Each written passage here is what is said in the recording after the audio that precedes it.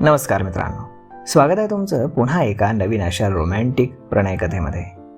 तर मग चला सुरुवात करूयात आजच्या या भागाला. कायरा स्वप्नांच्या हिंदोळ्यावरती झुलत होती. तिच्या स्वप्नातला राजकुमार देखणा होता. तो आलिशान गाडीतून तिला न्यायला येणार होता आणि खरं पाहिलं तर ती या बंदिस्त जीवनाला कंटाळली होती. तिला आता उडण्याचे वेध लागले होते. आतापर्यंत ती मामीच्या नियंत्रणामध्ये होती. मामी तिची पिळवणूकच करत होती.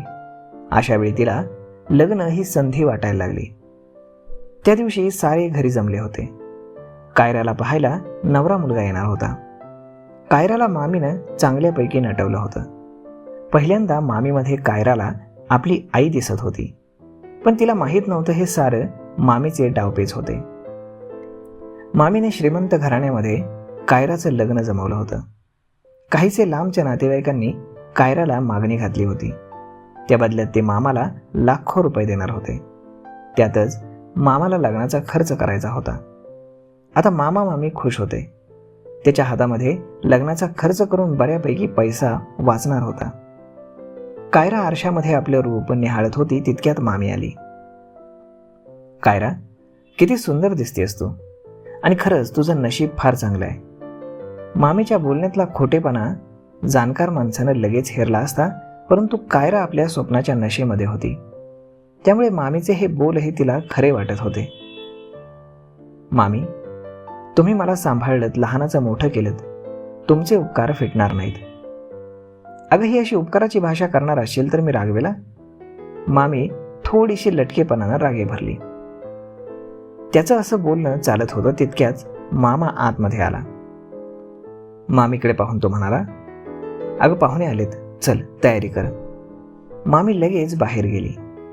आता मामा आणि कायरा दोघेच होते. कायराचे डोळे भरून आले होते. मामा, मी तुम्हाला खूप त्रास दिला. तसं नाही का काही, उलट मीच तुला नीट समजून घेऊ शकलो नाही. मामाचे डोळे खरं तर भरून आले होते. खरं पाहिलं तर मामा तसा चांगला होता, परंतु मामीच्या नियंत्रणात असल्यामुळे तो मामीचे सारे निर्णय ऐकायचा, आणि मामीचे निर्णय हे स्वार्थीपणाचे होते. बरं, तयार हो, आता पाहुणे आलेत. ते खूप श्रीमंत आहेत, त्यांनी आपलं स्थळ स्वीकारलं, हीच फार मोठी गोष्ट आहे. हो, कायरा म्हणाली. पण ती काहीशी विचारात पडली. जर ते एवढे श्रीमंत आहेत तर त्यांना दुसरं कोणीच कसं भेटलं नाही, आणि मामी एवढी घाई का करते, असे विचार तिच्या डोक्यात आले. परंतु आता त्यांना हरवणं शक्य नव्हतं. जे व्हायचं ते होईल असा विचार करून ती तयार झाली. बाहेरच्या हॉलमध्ये सोफ्यावरती मुलगा बसला होता. त्याच्यासोबत त्याचे आई वडीलही बसले होते.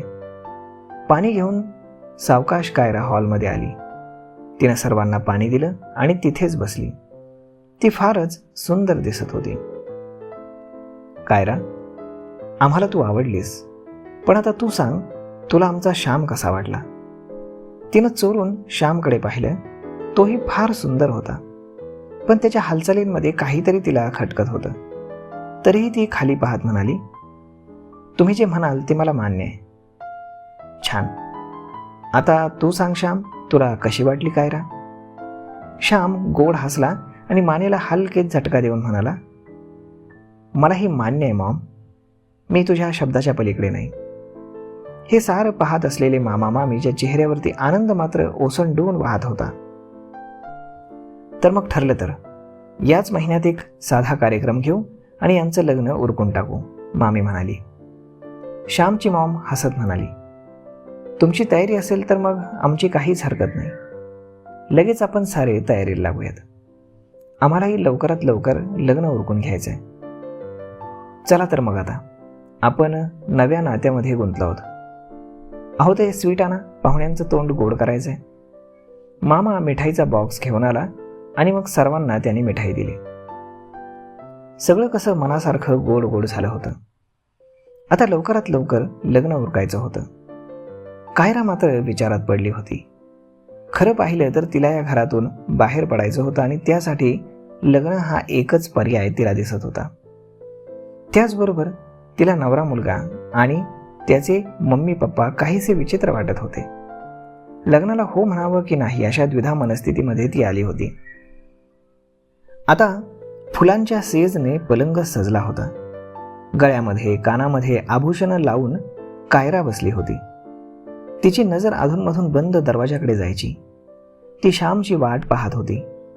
तिला वाटत होतं की श्याम येईल आणि म्हणेल, तू किती सुंदर दिसतेस, तू माझी पत्नी असल्याचा मला अभिमान वाटतोय. आणि मग तो तिला आपल्या मिठीत घेईल आणि ते सारं करेल ज्याची ती आतुरतेनं वाट पाहत होती. ती त्याच्या स्वप्नामध्ये कितीतरी वेळ हरवून गेली. तिला डोळा कधी लागला हे देखील कळलं नाही. तिला जाग आली तेव्हा रात्रीचे 2 वाजले होते. तिनं पाहिलं तर ती एकटीच कॉटवर झोपली होती आणि अचानक तिचं लक्ष जमिनीकडे गेलं तर तिथे अंगावरती ब्लँकेट घेऊन श्याम झोपला होता. तिला आश्चर्य वाटलं की श्याम असं का वागतोय. तिला कळलं नव्हतं, पण मग तिनेच मनाची समजूत घातली. कदाचित मला त्रास होऊ नये म्हणून श्याम जमिनीवर झोपला असेल. दुसऱ्या दिवशी ती लवकर उठली. तिची नजर जमिनीकडे गेली तर तिथे श्याम नव्हता. ती विचार करायला लागली, हा काय विचित्रपणा आहे. रात्री उशिरा आला आणि सकाळी लवकरच गायब. श्यामने असं का केलं हे शोधायला हवं, असा विचार तिच्या मनात आला. सकाळी आंघोळ वगैरे आटपून मग ती बाहेर आली. तिची सासू देवासमोर उभी राहून पूजा करत होती. ती किचनकडे वळाली तितक्यात तिला सासूचा आवाज आला, कायरा, चहा चांगला बनवतेस ना? मला साखर जास्त लागते आणि यांना साखर कमी. तेव्हा सगळ्यांची चहाची वेळ वेगवेगळी आहे. आणि श्याम उठला का? ती थांबली. आई ते सकाळीच कुठेतरी बाहेर गेलेत. कुठे? सासूच्या चेहऱ्यावरती त्रासिक भाव आले. मला न सांगताच गेले. बरं, आता तू त्याच्यावर लक्ष ठेव. साऱ्याच गोष्टी आम्ही नाही सांभाळू शकत. काय कळलं? तिला काहीच कळलं नव्हतं, पण ती फक्त हो म्हणाली. पण तिला एकूणच घरातलं वागणं विचित्र वाटत होतं. आपल्या समोर काय वाढून ठेवलंय याची तिला खबरही नव्हती. तर मग मित्रांनो, आता नक्की कायराच्या समोर असं काय वाढून ठेवलं असेल ज्याची तिला कल्पना नाही, आणि पुढे काय होईल हे सगळं जाणून घेणं फारच इंटरेस्टिंग असणार आहे.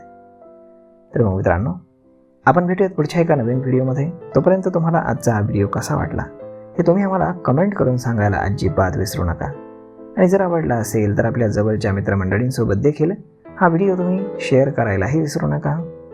धन्यवाद.